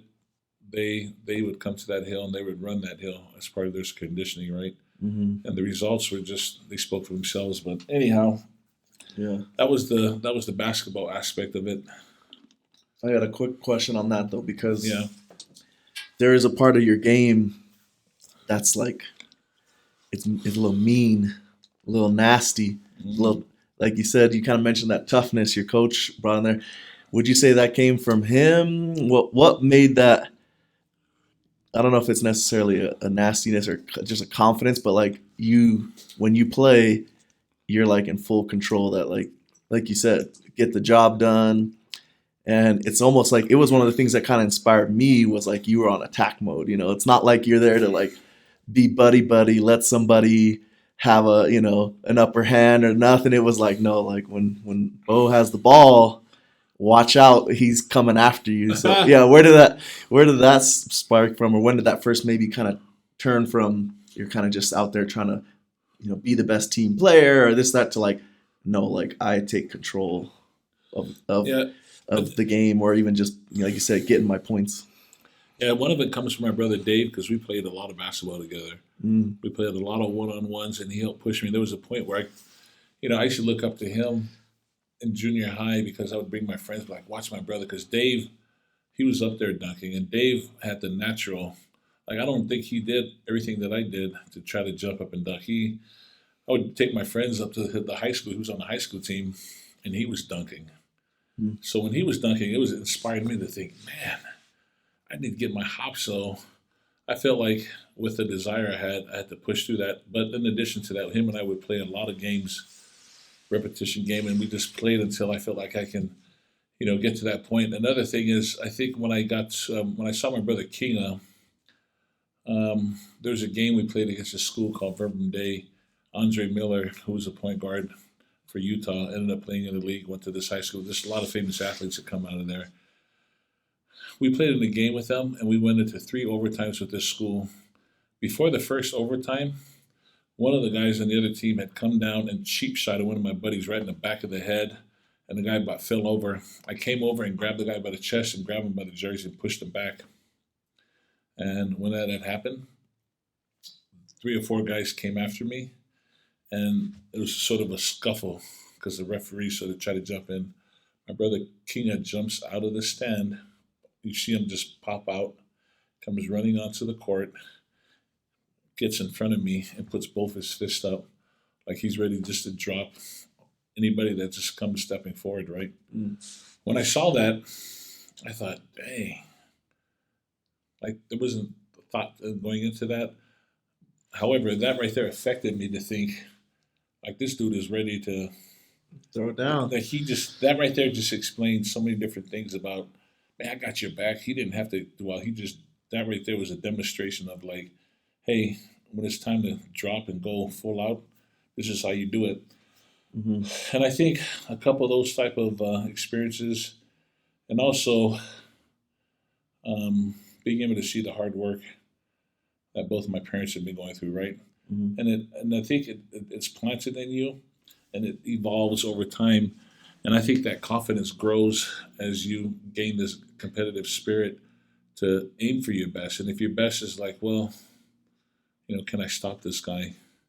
Can I overtake him? And also having just a great overwhelming desire just to want to win, right? Hmm. And then using all the different tactics, and then being strategic, because I think even in high school and even going into college, like I played the four position, and at my height, I was the shortest four position guy, right? Hmm. They listed me at 6'6", but I'm really only 6'5". And when I was going up against guys who were 6'8", 6'9", 6'10", we had a 7-footer. I felt like I had to utilize everything that I had in my power, right? Which was my weight, my size, and then my jumping, right? And so, And probably just throwing in there probably a little bit more tenacity yeah, because yeah, you being able didn't to have the shake. height advantage, like you said. Yeah, I think one of the ones that were able to see that. Obviously, we didn't have the films back then, but there are some film of high school, but they're on VHS and whatnot. Was with my brother Dave, and I think he has probably some of the closest experience that we had when I was at that level. But this is after my second year coming back from San Jose State, being you know being able to just get up, balls be rolling on the rim, and just standing there giving it tip dunk in two hands, Hmm. and then having this. I think what it is when you're physically fit and you can steamroll people. I think it's good to be humble, but at the same time, I think you set the tone in your dominance. Hmm. And I think that's it. It's not so much I want to come out there and kill someone like a Mike Tyson, but in basketball, it's good to set the tone to let people know that you're in control. Huh? Yeah. That's it. Yeah, no, I like that. I mean, everyone has different experience on how they kind of play with their. I I don't know what the best term is. There's probably a term for it out there, but just like your court presence, or your field presence, like the All right. type of player you are. Like when guys talk about you, like, oh yeah, he's you know, defense is not tight, or this or that, or man, that dude's offense, or man, he's gonna attack the rim every time on you. Like just kind of like you start to build this little profile of the type of player you are. It was interesting to see how yours kind of grew Yeah, into what it was. and it's interesting you're asking me, but I would like to because I actually use this guy's name on several occasions when I'm talking to people who feel like they're just not big enough, they're not strong enough, they're not whatever enough. Hmm. Because I mean, he's D here. Hopefully, I don't know how much of the in background you guys have him, but D, he knows he wasn't the most gifted athlete out of all, just his own biological siblings, right? And knowing that he wasn't the tallest, he wasn't the strongest, he wasn't the fastest, it's amazing that with he says, "All right, give me whatever cards you have. Don't even give me any aces. Don't give me kings. Give me whatever other cards you have, and then you go ahead and let's put down what we have to put down." So for me, I think I took it to a level, and I enjoyed that portion of it. But I love how Dee's generation, the nieces and nephews, really. I like how the next generation, how Dee just took that tenacity to a whole nother level. I remember Dee when he first got off his mission. We did some workouts together just to try to get him back. Me just attempt to fast track his body condition just because he'd been gone New York 2 years. Now that he's back, but I love how he took. He was such an underdog. I mean, I think if D had my body and my build, this guy, he probably would have been. There's no reason why he would have been all pro like for a decade straight, just because of his meanness. And he thought, well, all right, well, I'm not that strong with my bench, but just give me some time. He's one of those guys where just give me some time. And I love that. I love D's story more so than in a lot of different ways. And if he's been able to take bits and pieces from family members and other people who have influenced in his life, that's for me, that's been a big encouragement because I've used his name on many occasions for kids who feel like they are underdogs because there's a lot more underdogs out there, right? Than people who are just blessed with, natural raw talent, and they just put some effort into it, and then now they're just you know into this whole nother level. But I love D's story for all those facts that he wanted to play the NFL at such a young age and just whatever it took. But also, he's one of the few athletes. Like I've been around the athletic world for several decades, and the number of guys who can say they're a 4-year starter at the D1 level are it's not even you're not even in the 1%. You're in the decimal point, and that takes more than just hard work and dedication.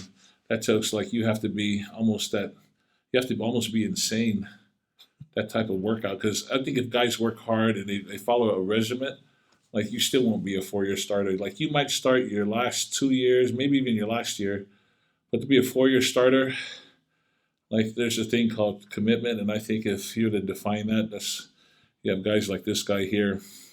But I think for the role I played, I've been satisfied, and I was happy with what I was able to do with transitioning from basketball and how I was blessed to come here. But I think in a lot of ways, um, how I even ended up here was in itself was just a miracle.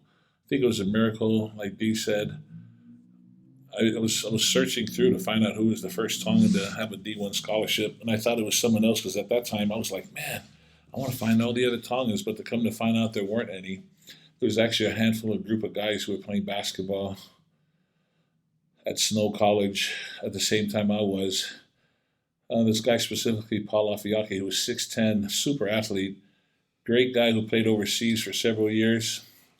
When I was someone said, no, he said, they said, I think he played, but the truth is, he actually came out to San Jose State on a recruiting trip, and I took him out. So I said, oh, there's no way he was playing because he was. No way he was before you. Well, yeah, he had taken other trips, but he ended up signing with Utah. Paul is a great guy, and at the end of the day, whether I was the first or not, but I'm just saying there was a small number of us. There wasn't like all these Tongans that you can go to that had this cultural background, but because it just wasn't a sport unless you grew up around the environment. And the environment I grew up around in LA and I wanted to do something.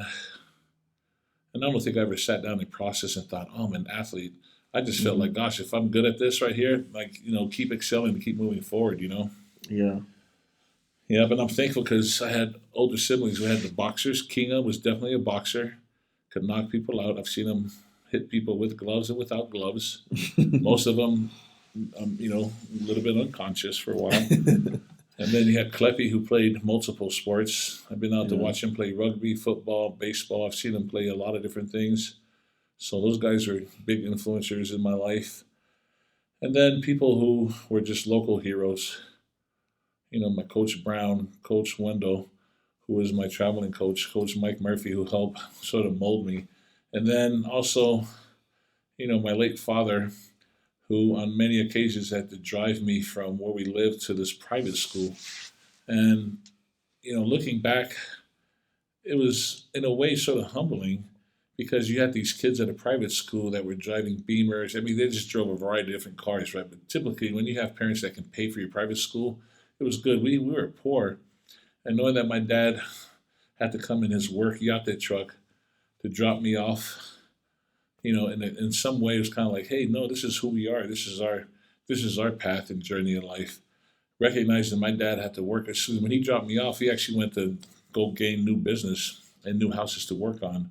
So I think all those things play a role of what helped me to try to get that tenacity. Like, man, he's working hard. There's no reason to help continue that journey. Yeah, definitely. Yeah, that's one thing I always kind of like to dive into because, it takes more than just showing up or wanting to like, oh, I'm actually pretty decent at this. Like you said, like, Right. It takes like, from what I've seen at least, even in coaching and all this, like, you may have guys who've been gifted, but if they don't have that heart or that, that tenacity, that work ethic, or even just that almost kind of mental edge that says like, no, in this situation, I'm going to come out the victor. I'm going to be on this play. I'm going to be the one that wins this snap and then the next snap. And so, even like the one-on-one as you're, someone's, going against you on the court, like, no, I'm going to get to the basket and I'm going to make this bucket. like there's a certain switch that has to happen in someone's mind, so it's kind of interesting to see like some people never get that. They're always just a facilitator, passing and doing different things, where like they don't want to be on the attack mode of like, I'm going to get this done.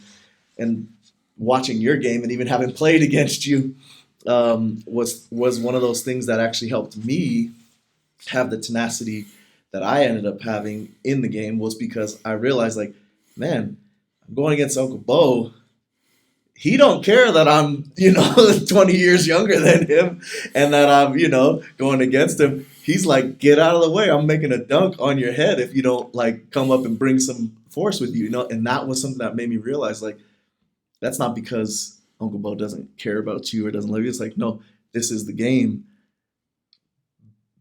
Body up, do what you got to do to like defend. Otherwise, I'm gonna score on you. I don't like, what I mean. Like your feelings are not what I'm worried about right now in the middle of the game, and that actually helped me to realize, like, you know what?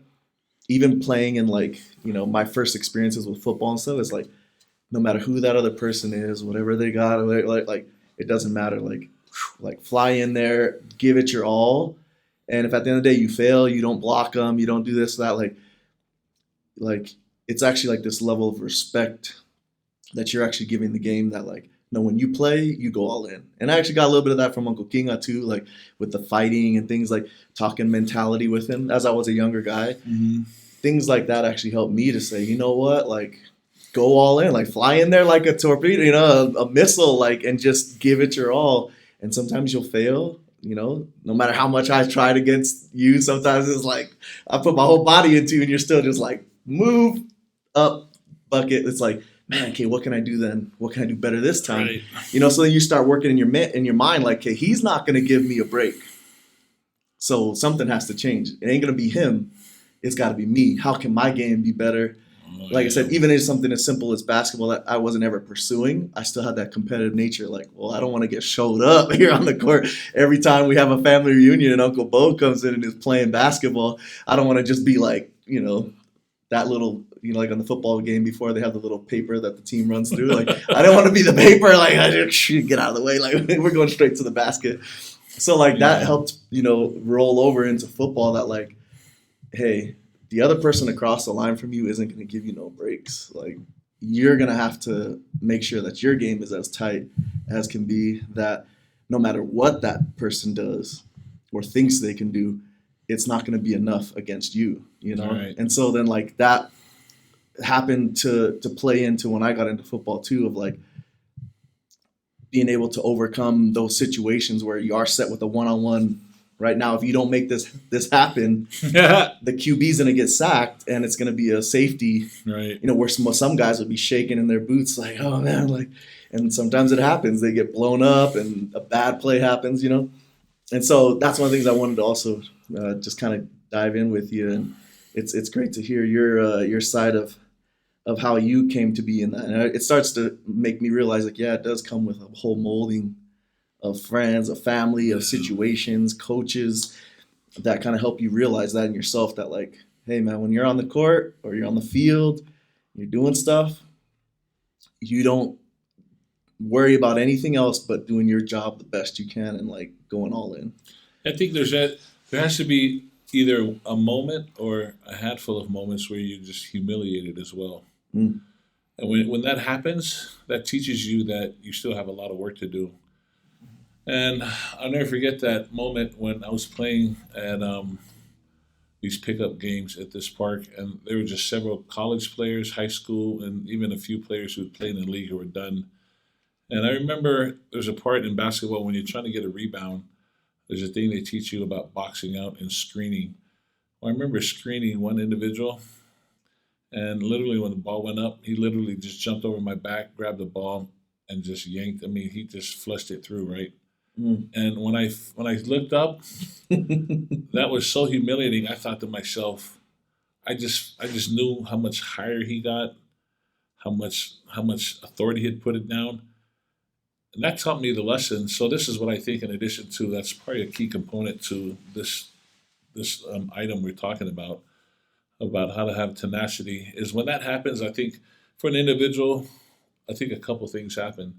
One is like, man, I just don't think this is for me.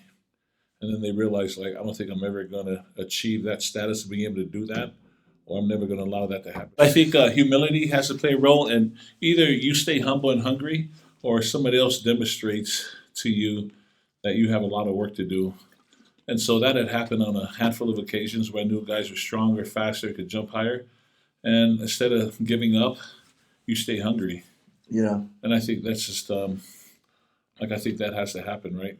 Yeah. And so when you realize somebody's bigger, guys either steer one way or the other. You know, my case, I chose to say, well, I'm going to increase my hops. I'm going to meet you up there one day, and then in time you're able to do the same. Yeah. So I think that's that tenacity. Yeah, that's And cool. people drop out. So yeah, that portion of tenacity, I would have to, also don't get it wrong. Even though I say D, he wasn't the most gifted in his family. I mean, these individuals, D was born with a lot of strength throughout his life. And also he was born with inner tenacity. I think sometimes people say, are you born with these things or is it developed? I think it's a combination. Mm-hmm. I just want to say I've seen D put on gloves at a very young age when he was still elementary at these reunions. Maybe he didn't know, but we enjoyed putting gloves with these nieces and with these nephews and watching them box each other. And Kinga would be the instructor and the one showing this. And I remember D giving bloody noses and having some of the other nephews cry. And it wasn't like he has boxing gloves at home. He had internal power that he could actually switch on. And when it came, it was like a Babe Ruth swinging a bat when that punch came through. Because I actually felt sympathy, empathy for the kid he was hitting him, and he had done this to a handful of the other nephews. We were like, well, just take the gloves off him and have him be one of the judges. It just wasn't fair, but yeah.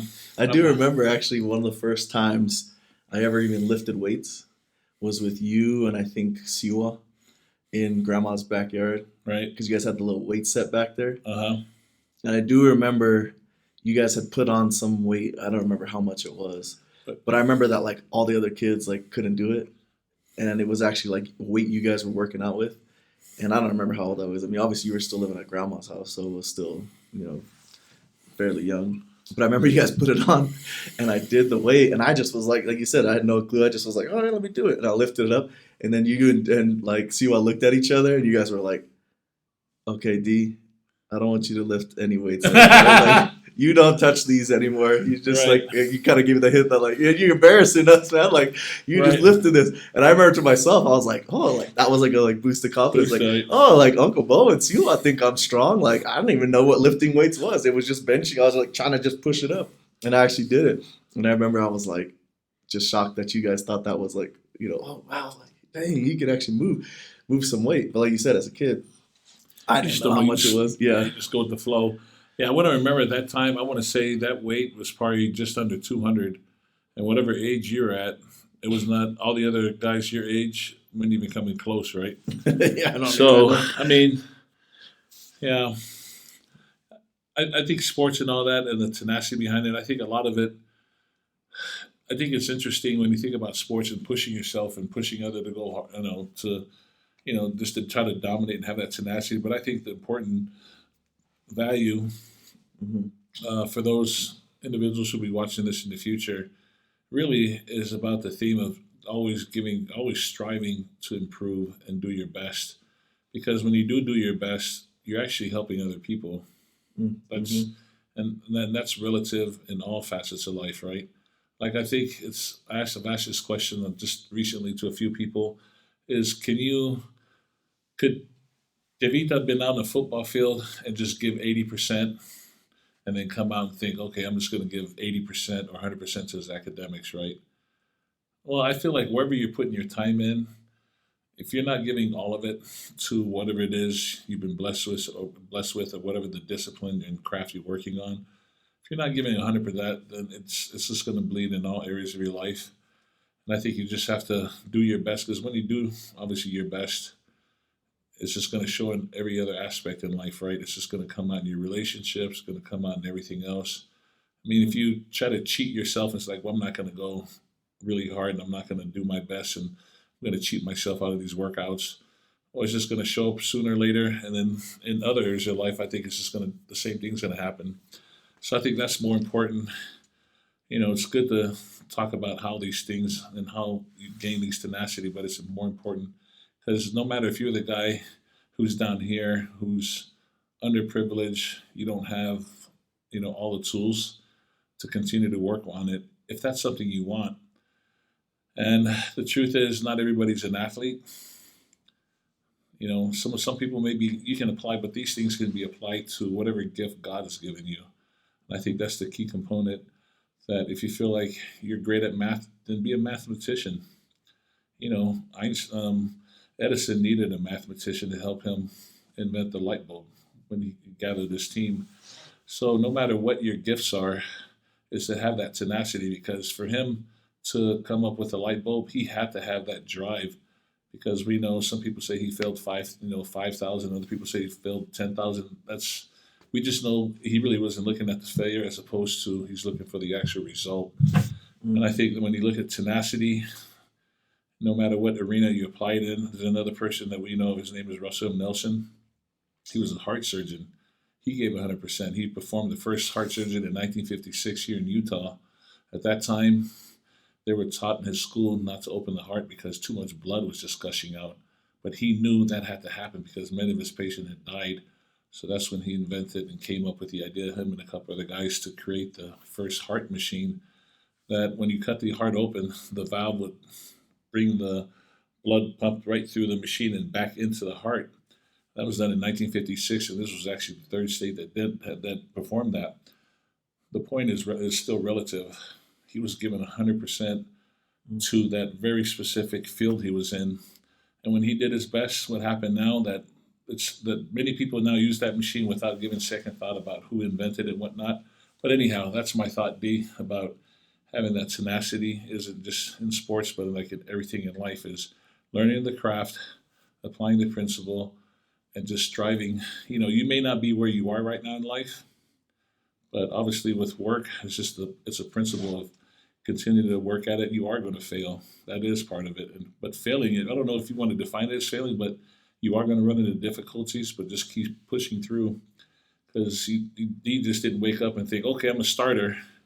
Like that took a process, right? And I think that the principle is applied in every aspect. And I just didn't feel like I just all of a sudden like, oh, here's a basketball scholarship. It just didn't happen. Those things took time, work, desire, but always strive to do your best. And that's you're 100. Only you and the man upstairs can judge what 100 is. Your 100 may be you finished off and you were the best band player, and the furthest you got was just in high school. Well, that's great. And if that's what your goal, your aspirations were, then I think you should be satisfied with that. And then now you're going to continue to develop the other talents that you've been blessed with. So anyhow, that's my thoughts on Awesome. tenacity and Thank you. Yeah, I think that's a great place to end it tonight too, because obviously if you are listening here, you can tell there's a wealth of knowledge, of history, of wonderful life, colorful life, with all kinds of stuff that we could go on for hours about. And I think we should do it again and get another. Absolutely. I mean, this is up until the phase of finishing up high school, but even then, like you said, we didn't cover spirituality aspects, some other things that maybe we can talk about, but there's so much more ahead. But I think that's a great way to end this series 1 of the podcast here. Yes. And a great message to end off with of, pushing through and reaching your goals, be it whatever they may be, in whatever aspect, like you said, spiritual, professional, everything. And I think, yeah, like I said, I mean, I don't know if you enjoyed this first one, but I loved it. There's so many stories and just parts of just learning about your life that I didn't know. And like I said, until we sit down and have something like this, man, those things, they might not ever be told to a broader audience besides maybe just your own children or whatever. Right. So I want to thank you. Yeah, I'm thankful to so just to piggyback off something he mentioned in the very beginning, I had done this for my mom and my elders, but something I'm pretty nerdy about that I still do to this day is I still like to go and interview the elderly, ask them questions because You can actually put together genealogy and you can put together a family tree. But I think having conversations like this where people are still alive is definitely critical. The point being, if you guys are watching this and you know of somebody who's older, regardless who that is, somebody may be in their 60s, 70s, 80s, even their 90s. Those are like nuggets to go sit down and have these type of conversations. Because what you're now doing is taking the taking the scale back and the radar back even further in time, and to see the interesting road that they've taken. There's people now who lived through, uh, you know, the Great Depression, and they hear their experiences and the involvement in all aspects, technology, the social life, politics is amazing. But that would be my push for those who are watching this, is to continue to add on to what D has done. That's what he's done with my interview. The interviews I've done were really basic and generic, but this right here, he's definitely enhanced. So thank you, D. Thank you. All right, guys. Go ahead and smash the like button, subscribe, right? More to come, other family members, and just who knows where this podcast will go with the people we'll bring on. But I know first and foremost, I wanted to start with the family, and who better to do it than kick it off with Uncle Bo. All right, y'all. Till next time. Yep. Peace. Peace.